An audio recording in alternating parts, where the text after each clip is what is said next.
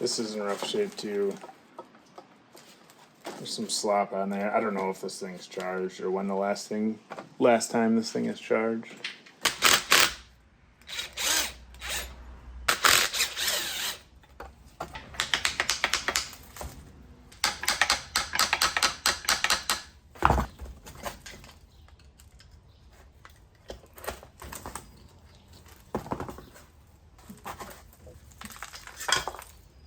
Whew.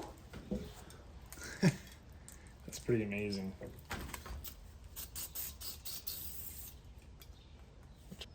And then I did break off when I was taking it out. I broke off a bolt. We'll have to drill that out and take that off. So for this,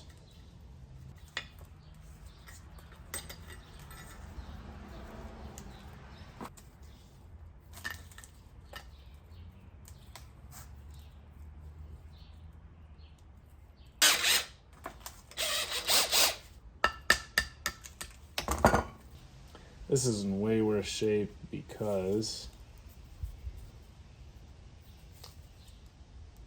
this sits a little more out in the elements than the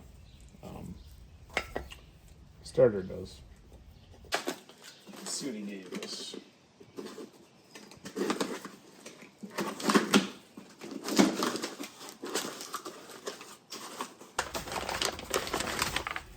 Did get a nut.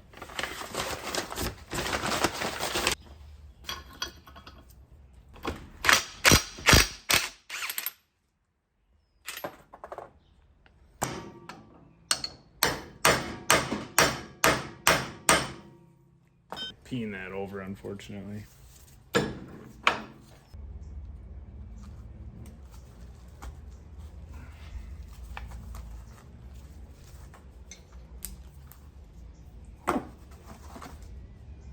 Seen better days.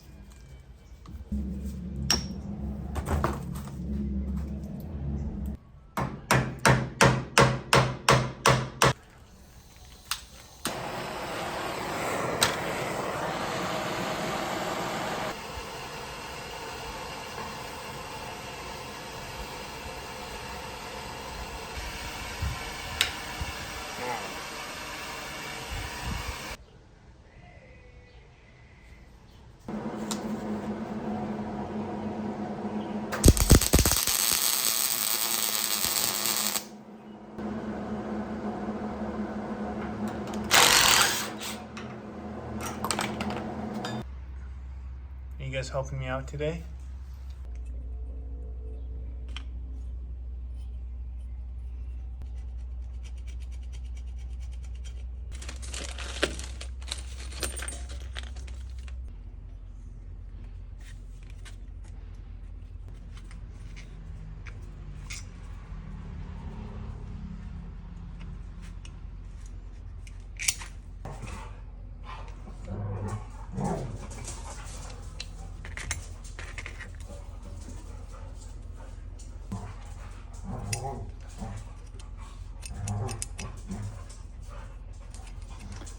I believe that's right. These are our field coils.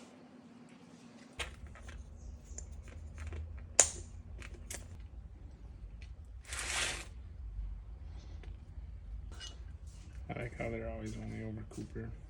Really?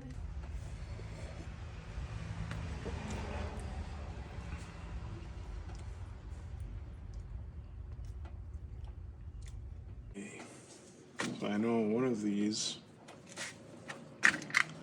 goes up through here. Probably through F for field. Then this one must go from here. Oh, this would be over here. So our armature must tie up with these.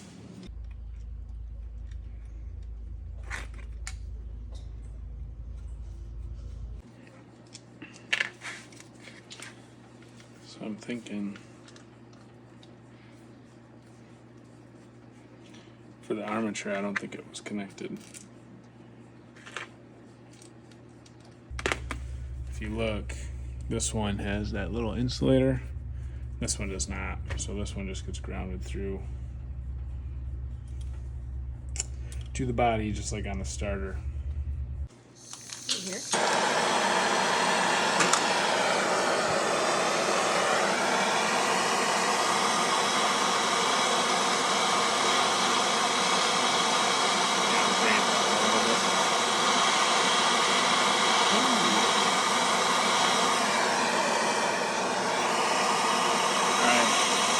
Oh, you're moving. I can't stay still.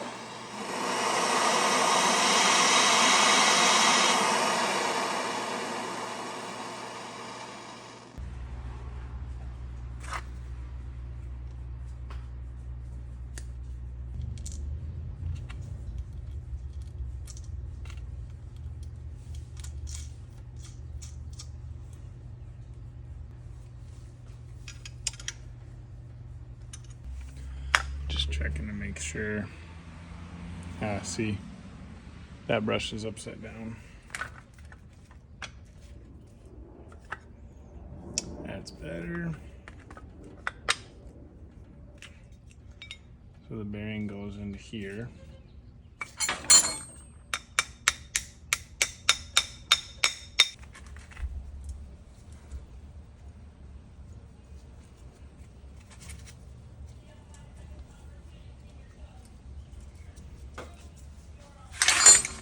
Okay, so this should be good. Then this presses on here. Get my socket out again.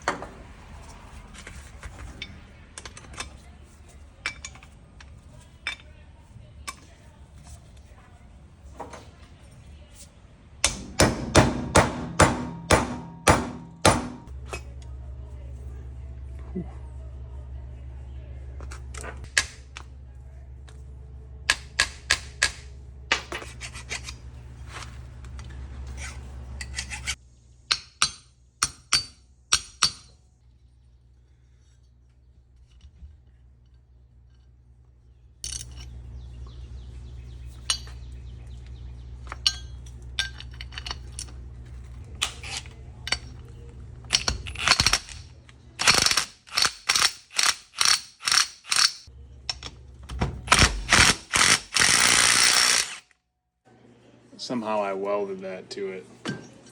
This is on all the way. This feels good.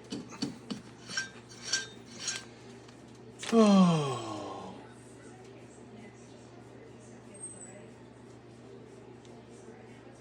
To be continued.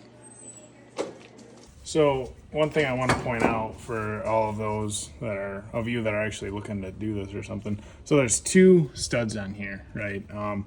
We got F for field and A for armature. When I took this apart, and I'm not 100% sure, I was talking to Lavoie too. He's not 100% sure.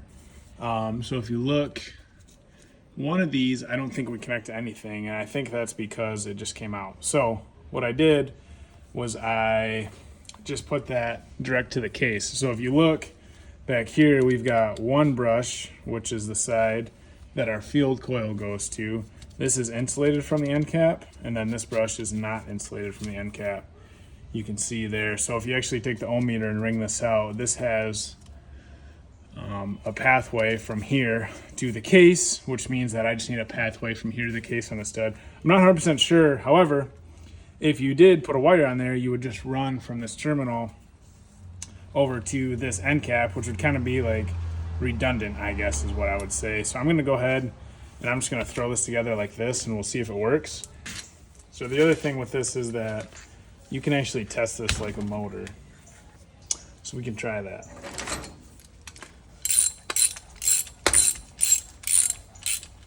All right. I know I shouldn't be doing this. This is 12 volts. But I don't have a 6-volt battery, and before I go make a fool of myself on the Dozer, I kind of want to try this. Well, apparently you can test these generators kind of as a motor. So let's see.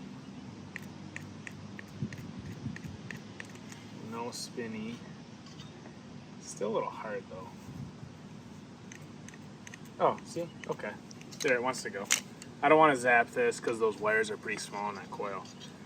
But I think my hypothesis about the conductor path for the generator is right, and it looks like the starter is going to work. Let's go test it out.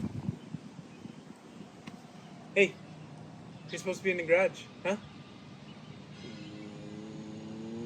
Go inside. Go on. Okay, so a couple things about this generator. I originally had the wiring wrong. As you can see, I've got both insulators under here. So there is a good manual or publication by Delco-Remy. So our field coil is going to have a coil, which is going to be on one side over here. It's going to have a wire that connects to the other coil, which is going to be on the other side here. And then it's going to have a lead off of each side. So one of them is just a wire, and the other one comes off and has a little terminal on it, right? So the terminal side goes right here to this brush, which is insulated. You can see it's insulated by the backer behind there, in contrast to this one that does not have the backer behind here. See the difference? So your other one goes to your field F terminal. So if you look back in the video, or I'll try and give you a glimpse right now, that's just soldered on in there. Okay, that's number one. So also within this generator, we have brushes, right? So we've got one brush here and one brush here. So this brush on my right goes to ground, we're gonna say, right? So you can see that by this side. This brush goes to this brush holder, which is not insulated. So that means that this brush just dumps to the case of the generator. Okay. The other side goes to here, basically. So that's why I have so many different wires over here. This is coming off my field coil. This is my brush. And then this goes to the armature terminal. So this is going to go to A, F. So this is how you wire this generator. When I took this thing apart, I just spun the A terminal. And typically what they did from the factory was they would just splice your insulation right here in this, and they would just put your terminal on right here. So when I did this, I spun this, and all I could tell was that it was attached to the field coil, so I was missing that. That's part one of the equation. So I figured that out a while ago. Then it took me a long time because everyone just says, oh, you just spin it up, you just spin it up. But I never found a good test, a bench test for spinning these things up. So that's what we're going to do now. What you need to do is you need to put power to your armature, which is A, which is also going to put power across your field coils. You need to ground your case, which you can ground here, I can ground here. So I will put power across my armature, but no power is going to flow through our field coil, if you follow me here, right? That is because this is hot. This needs to be grounded out. So I'm not sure exactly what goes on in the voltage regulator that makes this thing work. But in order to get this thing to spin up, you go power, ground, ground. So power, case, ground, ground your field, and that will make it spin. Okay, so this will be how to motor test. This will be how to field test. This will be how to motor a Delco-Remy 1101859 generator to see if it's good. People say that if you motor test them, you're basically checking to make sure that all of the components are good because it'll spin like a DC motor. So let me see, I have positive ground, so I'm going to put positive on this guy. We're going to put, see that? So I'll put power on there. It does not spin until I give it some juice with the field coil because there's nothing for it to spin around. So that's exactly how you do it. You got to have that ground on the field coil to make power travel through that field coil to give that magnetic field in the rotor something to react against. Otherwise, it's just a magnetic field with no direction or nowhere to go. So that basically proves that this generator is good. If you can see here on the right side, this has turned into an absolute catastrophe. The threads on this, I basically bungled them up or whatever you want to call it, filed them, did everything, thought I got it good, and then ordered the special nut from John Deere, and that's what happened to it. So I am going to go down to a 5/8 18 thread. I've got myself a jam nut. We're just going to turn this down on the lathe and fix the thread, and then this thing's going to be done. I've got the band cover right here. So that's going to conclude it for this generator rebuild video. Honestly, the biggest thing that I hope that people get out of this is just the wiring, the circuitry, and how to test them and everything, because I'm going to be honest with you, it feels like it's been 2 weeks that I've been struggling with this thing.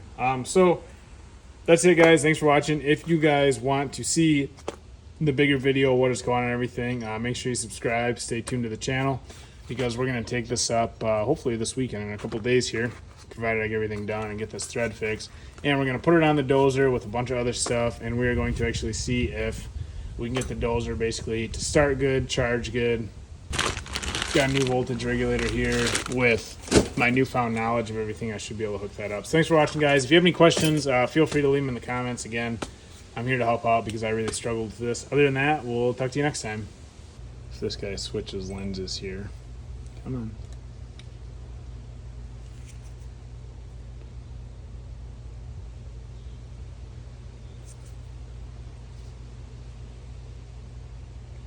So you can kind of see there. This shaft is literally made of bubble gum. So that's probably why I had issues with it before. But nonetheless, it's cleaned up.